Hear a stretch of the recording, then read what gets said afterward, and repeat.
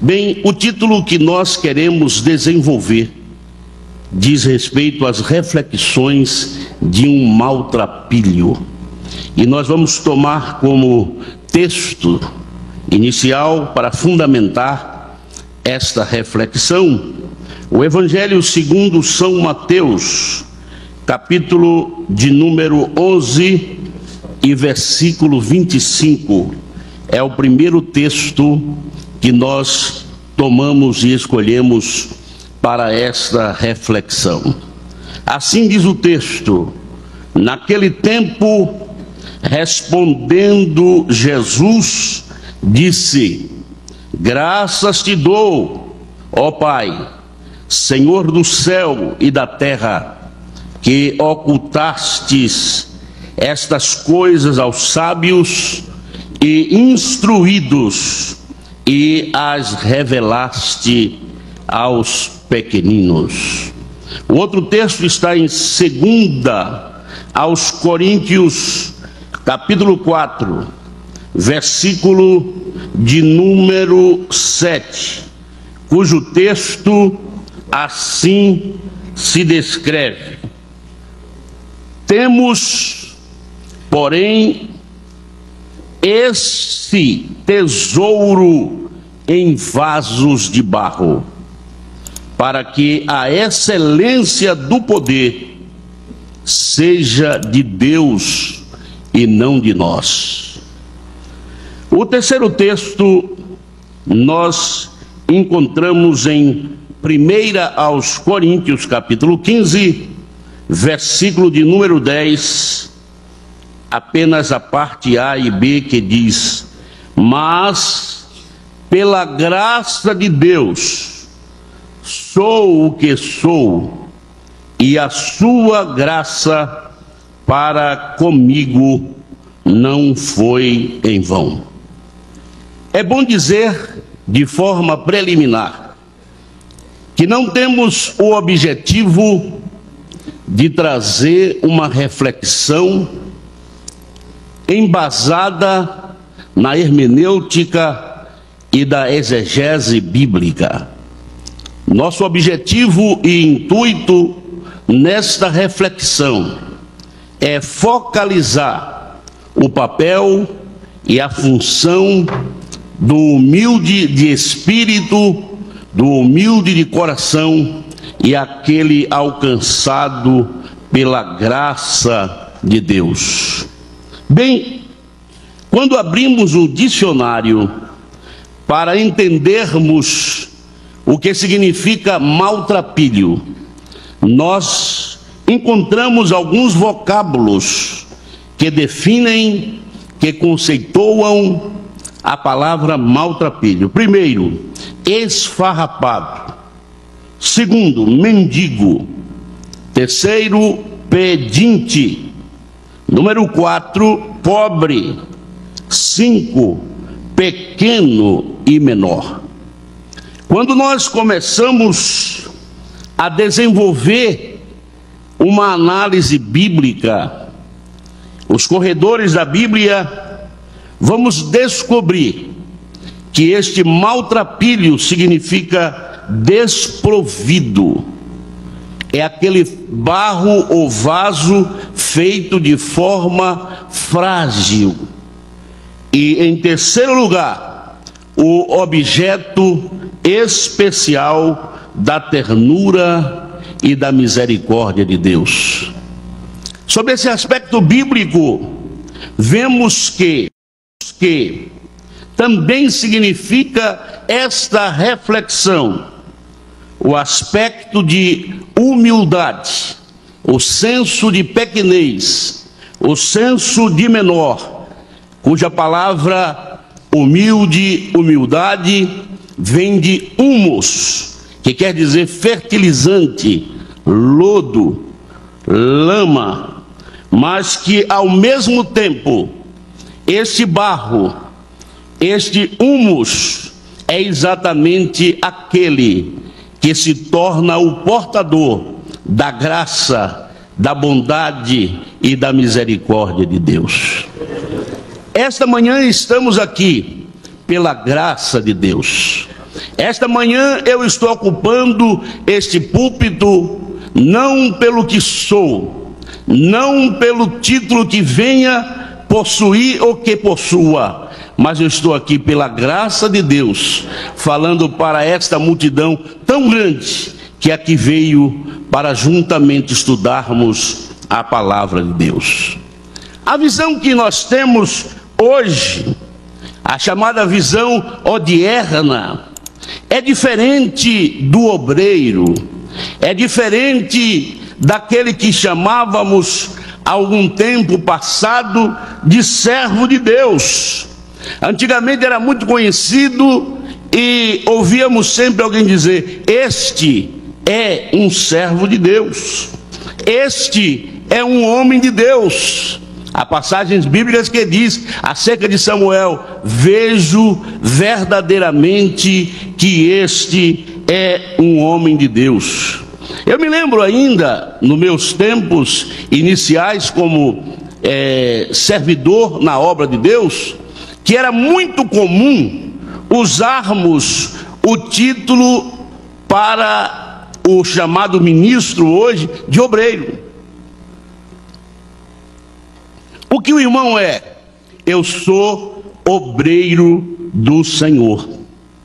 Ainda algum tempo atrás, mas recordando a época do pastor Cícero Canuto de Lima, o nosso pastor José Wellington Bezerra da Costa, era muito comum se ouvir que éramos cooperadores. Eu sou um cooperador. Hoje leva-se em conta o chamado status, o chamado aspecto de grandiosidade. Ninguém quer ser mais hoje chamado de servo de Deus, de homem de Deus, de obreiro do Senhor. Queremos ser identificados como pastor. Alguns são chamados reverendos, outros são chamados bispo, outros são chamados apóstolos, e agora chegamos à hierarquia de patriarca. Esses dias estava lendo acerca da colocação da posição de um líder evangélico no Brasil que chegou à função de patriarca. Nós não podemos esquecer que somos humus, que somos lodo, que somos pó, que somos barro. O tesouro é que é excelente que está dentro de nós. Aleluia! Você não é o que é pelo seu passado, pela sua origem, pela sua genealogia. Em outras palavras, eu diria que você e eu não somos nada. O que vale a pena é a graça de Deus, a bondade e a misericórdia de Deus. Quando você se levanta para falar, não é você que vai falar, é Deus que falará por seu intermédio. Você é portador da graça, da bondade e da misericórdia de Deus. Hoje estamos vendo púlpitos sem poder, sem unção, porque às vezes pensamos na nossa própria glória, na nossa própria honra, mas a humildade nos leva não a subir, mas a descer, porque o crescimento espiritual é de cima para baixo. Nas academias da Grécia antigamente, aqueles que nela ingressavam, os estudantes recebiam o primeiro título, que era chamado de sábios. Quando eles iam para o segundo ano da academia, eles recebiam o título de filósofos. Mas no terceiro ano da academia, eles recebiam o título de discípulo. É assim a nossa carreira, o nosso progresso. Analisando o crescimento da vida de Paulo, eu começo a observar que Paulo, que é um impressionante modelo, exemplo para nós, ele iniciou lá no capítulo 9 de 1 aos Coríntios, defendendo o seu título apostolar. Ele disse assim: não sou eu também apóstolo? Isto é muito comum para quem está iniciando, quem está começando, e às vezes começamos pensando que somos alguma coisa. Paulo até falava da sua posição junto aos outros apóstolos, está lá em 1 aos Coríntios capítulo 9, versículo 1. Mas lá na frente, este mesmo apóstolo foi crescendo. Os irmãos podem ver que em 1 aos Coríntios capítulo 15, versículo 8 e 9, e Efésios capítulo 3, versículo 8, veja a maturidade ministerial e espiritual de Paulo. Ele disse: eu sou o menor dos santos. Eu sou o menor dos santos. Como você está aqui nesta manhã? Com o título que possui, ou você chega a esse estágio de menor? Eu sou o menor. Deus não quer usar grande. Deus não quer usar aqueles que ostentam pompa, orgulho. Deus quer usar você, meu caro irmão humilde, que tem senso de pequenez. É você que Deus quer levantar nesta geração e nesta época em que estamos vivendo. Deus está buscando e procurando nesta geração obreiros completamente, absolutamente dependentes da sua graça. Eu não sou nada, mas Deus é tudo. Você não é nada, mas Deus é tudo. Você não é, mas Deus é. Você não pode, mas Deus pode. Posso todas as coisas naquele que me fortalece. A minha força, a sua força está em Deus. Quem salva é Jesus. Quem batiza com o Espírito Santo é Jesus. Quem cura é Jesus. Não são os meus dotes, não são os meus talentos, não é a minha aptidão, mas é a graça de Deus sobre mim, é a graça de Deus sobre você. Nesta manhã, levante a sua mão e agradeça a este Deus que tem levantado você nesta geração. E Deus olha para você.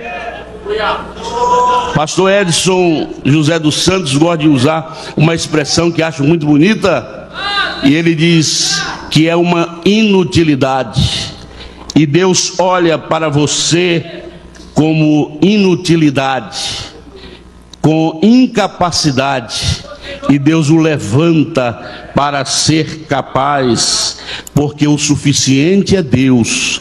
Eu sou fraco, mas Deus é forte, e com Deus eu salto muralhas, e com Deus eu posso fazer proezas. É a graça de Deus. E Paulo chega a essa segunda condição, dizendo: eu sou o menor dos santos. Tomamos ele como personagem no Novo Testamento, mas no terceiro estágio de Paulo, 1 Timóteo capítulo 1 e 15, Paulo já não mais argumentava a sua posição de apóstolo, de menor entre os santos. Ele agora diz em 1 Timóteo capítulo 1 e versículo 15, que Jesus veio para salvar os pecadores, e ele disse: do qual eu sou o principal. Você é objeto da graça de Deus. Aleluia. Você é objeto da graça de Deus.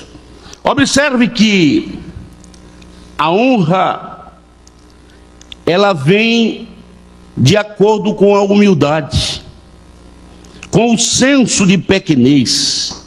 Eu não estou querendo mostrar um lado e focalizá-lo sob o aspecto de subestimar o obreiro, que o obreiro deve ficar escondido, desaparecido.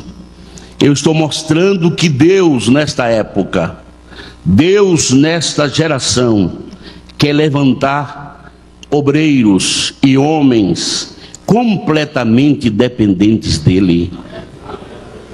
Não adianta meus 40 anos que estou servindo como obreiro, não posso trazê-lo aqui, porque na carreira ministerial, cada dia é um dia, há sempre um aspecto novo para a nossa vida. Eu estava de manhã lendo acerca do ministério do profeta Eliseu. E o profeta Eliseu, lá no segundo livro dos Reis, capítulo 2, versículos 19, 20 e 21, ele parece que já podia ver o tempo e o século que vivemos hoje. Veja como está descrito, segundo livro dos Reis, capítulo de número 2, versículos 19 até o versículo 20, 2 versículos. E os homens da cidade disseram a Eliseu: eis que boa é a habitação desta cidade, como o meu senhor vê, porém as águas são más e a terra é estéril. Contextualizando, estamos vivendo neste período de águas ruins, águas más, poluídas, e numa terra cada vez mais esterilizada. Porém o profeta disse: trazei-me uma salva nova, trazei-me uma tigela nova. Não adianta eu estar com a tigela de 40 anos atrás, de uma salva de 40 anos atrás. Também não estou falando de inovação. Estamos vivendo também um período de muita inovação, de muitos modismos. Eu estou falando de método, de estratégia, de algo novo. Eu imagino que se fosse hoje, o profeta Eliseu aqui presente, deitando sal no manancial das águas, na fonte das águas, que escândalo seria.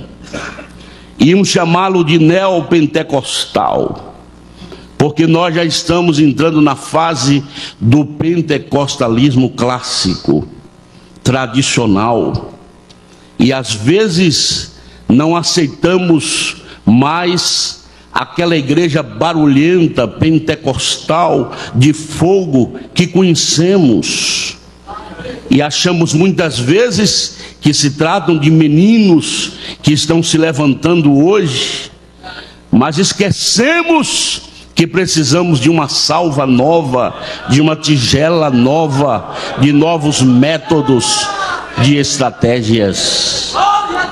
Estamos num mundo cada vez mais modernizado. Algum tempo atrás se falava em pré-modernidade. depois veio modernidade, e agora já estamos na pós-modernidade. Tudo hoje é diferente. A tecnologia está avançada. Eu poderia estar aqui hoje com um iPad, eu poderia estar aqui hoje com um iPhone. Veja como as coisas vão se modernizando, criando, progredindo cientificamente. Lá nos Estados Unidos fiquei estarrecido com a evolução científica, tecnológica. E nós não podemos ficar aquém. Nós somos obreiros desta geração.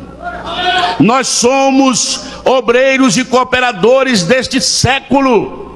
Se for preciso usar a salva nova, a tigela nova, vamos usar para sarar as águas, a fonte, o manancial do rio. Nós fomos chamados para mudar. A igreja primitiva, lá no livro de Atos, diz que este povo tem transtornado, tem alvoroçado o mundo. Nós não podemos nos conformar com este século. É preciso se levantar cheio do Espírito Santo e da graça de Deus nesta geração. Deus o colocou no contexto deste tempo. Levante a sua mão e não diga que não há lugar para você. O Espírito Santo está aqui presente, dizendo a você que há espaço para você, que há lugar para você. Deus quer levantar você nesta geração. Aleluia! Glória a Deus! Quem é, pastor? Você. Você que Deus está levantando. Quem sabe você está aí no anonimato, escondido. Eu não estou sendo visto, sim, mas há alguém que o está vendo aqui e já tem um trajeto, já tem uma perspectiva, já tem algo extraordinário para o seu ministério, para a sua vida. Levante-se como cooperador, como homem de Deus, mas não esqueça do senso de pequenez. A glória é do Senhor, o tesouro excelente é de Deus. Você é de barro. Você é de barro. Esse vaso pode rachar, esse vaso pode quebrar, mas vale apenas a capacidade que vem de Deus. Deus é suficiente. Deus é suficiente. Deus é poderoso. Concluindo esta passagem bíblica do segundo livro dos Reis, capítulo 2, diz assim: trazei-me a salva nova e ponde nela sal. E lhe a trouxeram. Então saiu ele no manancial das águas. É necessário se observar o princípio, aonde estava a origem, no manancial. E diz a Bíblia: assim diz o Senhor. A fórmula da benção, a regra áurea está na submissão a Deus. Assim diz o Senhor: sararei estas águas, não haverá mais nelas morte nem esterilidade. Quando lemos a vida do profeta Elias, e quando ele se esconde lá no capítulo 17 do primeiro livro dos Reis, ele vai para o ribeiro de Querite, que está diante do rio Jordão. Uma das lições impressionantes do profeta Elias está no versículo de número 5. chama-se isto dependência de Deus. Diz o texto: foi, pois, e fez conforme a palavra do Senhor. Temos que estar em conformidade com a vontade de Deus. Temos que estar submisso à dependência de Deus. Eu me recordo um pouco da época do meu pai, que muitos irmãos aqui o conheceram, pastor Severino Soares, lá na Bahia. Eu, obreiro muito novo, ainda adolescente, papai nos contava que na sua época, quando eles tinham que ir para o campo para se tornarem obreiros, eles precisavam se deixar tudo quanto possuía, ficar desprovido até de bens. E eu ficava assim preocupado. Por que essa situação? O porquê eles tinham que abrir mão para ir ao campo para ser obreiro? E eu comecei a observar ao longo dos anos como obreiro, que quando deixamos algo para trás, como Pedro deixou as redes, e quando precisou foi em busca delas, a Bíblia diz que aquele que lança mão ao arado não pode olhar para trás. Você tem que ir para frente. Mas a situação está difícil. As situações hoje são complexas. Não são como antigamente, não. Hoje é bem melhor ainda. A situação é bem melhor. O que é preciso é depender de Deus. O seu sucesso, o seu êxito está na dependência de Deus. Faça conforme a palavra de Deus. Nesta manhã, Deus está olhando aqui para quem quer ser dependente dele. Quem precisa de mim? Quem necessita de mim? Quem é carente de mim? Quem é o pedinte, como falamos, o maltrapilho, o pobre de espírito? É este que eu quero levantar. É este que eu quero fazê-lo crescer nesta geração. Tomando a personagem de um outro homem, falamos de Paulo, vamos falar de Moisés, que também teve 3 fases na sua vida.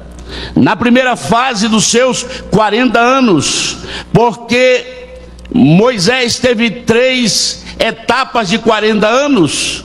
Na primeira fase, Moisés pensava que era tudo. Era filho da filha de Faraó, dotado da maior cultura da civilização antiga egípcia. Eu diria que Moisés naquela época era um PhD, um pós-doutor, foi formado com informações técnicas, com posições profissionais de médico, de astrônomo, de científico. Aliás, por que não dizer, do título que ele ostentava e possuía no palácio, na linhagem faraônica, no Egito. Mas Moisés pensava que era tudo. Quando houve aquele conflito com alguém que perseguia o povo de sua origem, logo houve uma atitude forte de Moisés, e agora Moisés vai para um outro estágio. Moisés vai para uma outra fase. Às vezes não entendemos como Deus age, como Deus trabalha em nossa vida. Deus agora leva Moisés lá para o Horebe, lá para o deserto. Aquele Moisés que era cercado de assistentes lá no palácio, aquele Moisés que tinha toda a forma de assistência lá no palácio, agora vai para o sol causticante do deserto, vai cuidar de ovelhas do seu sogro Jetro e agora ter experiências diferentes nos seus 40 anos no deserto.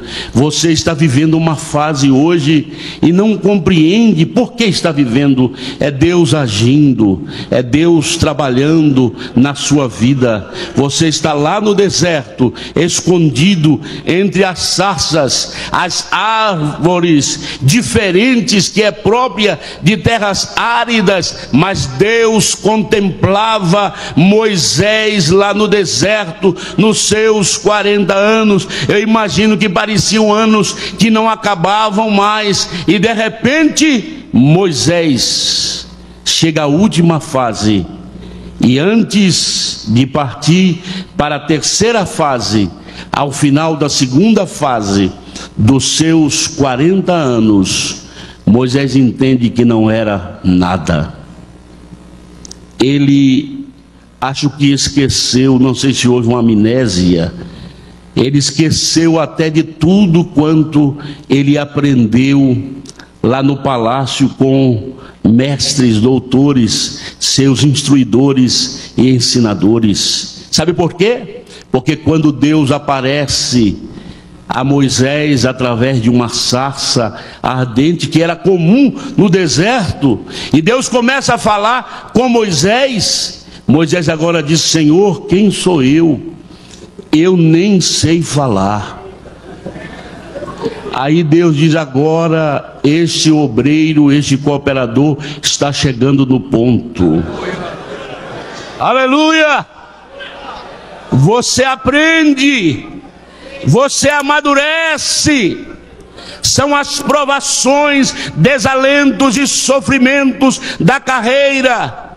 Nunca diga eu estou sendo perseguido pelo meu líder, pelo meu pastor presidente, pelo meu pastor setorial. Não, é Deus trabalhando na sua vida. Você é esta madeira de acácia, mas foi esta madeira que construiu a arca, mas a arca foi forrada de ouro. Deus está preparando você como ouro refinado para esta geração. Então, ao invés de resmungar, de murmurar, de se levantar contra o ministério, contra o seu líder, diga: Senhor, eis-me aqui, a escola é boa, eu estou aprendendo estas lições, eu vou sair daqui melhor. E eu quero dizer que você vai sair melhor. Deus está trabalhando em sua vida.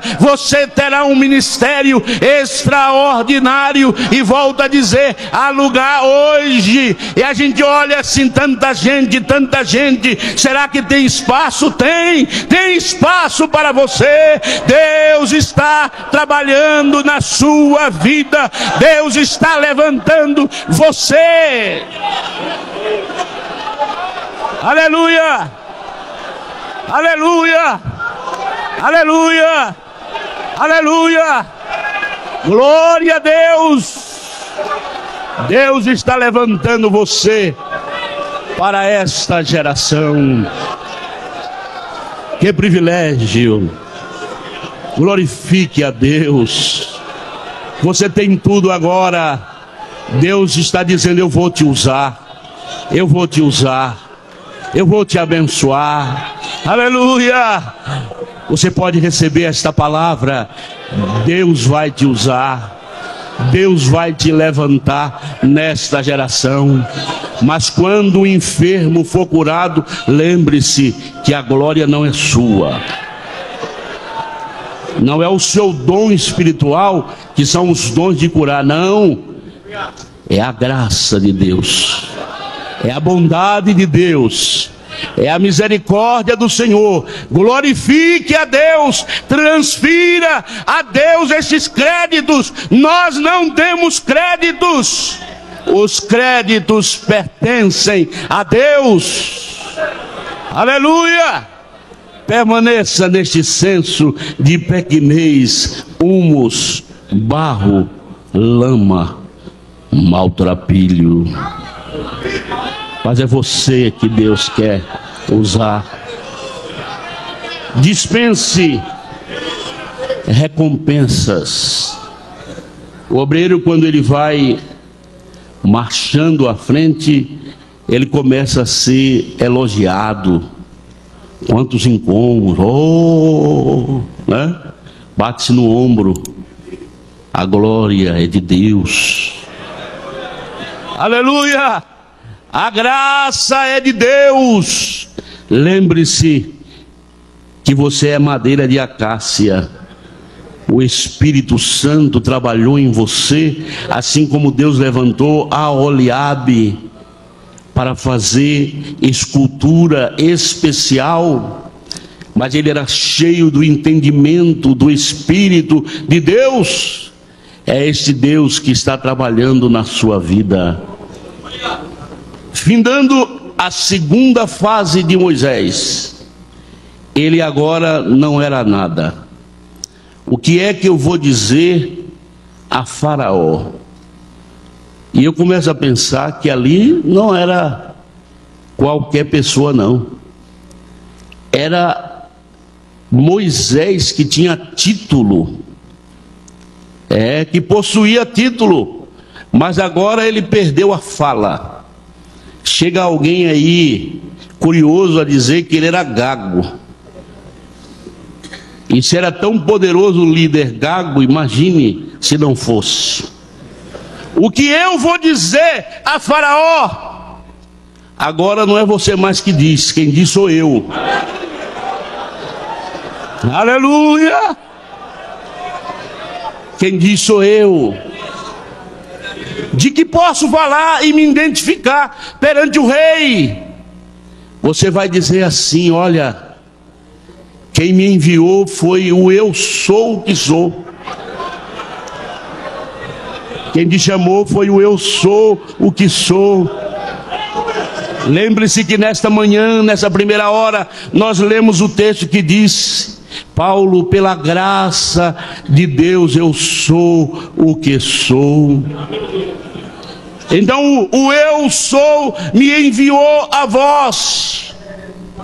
Eu serei com a tua boca, Moisés. Quem vai falar agora sou eu. Você não vai falar nada. Deus procura dependentes nesta geração.